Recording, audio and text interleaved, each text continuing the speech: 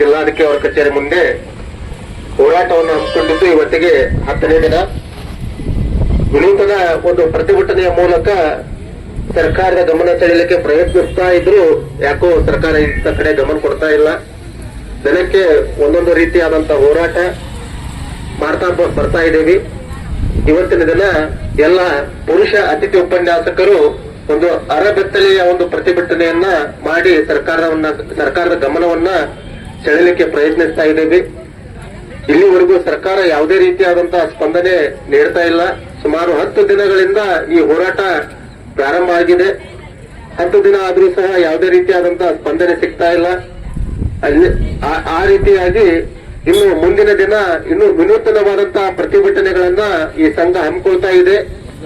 ಇನ್ನು ಉಗ್ರವಾದ ಹೋರಾಟ ಪ್ರಾರಂಭವಾಗುವ ಮುನ್ಸೂಚನೆ ಇದೆ.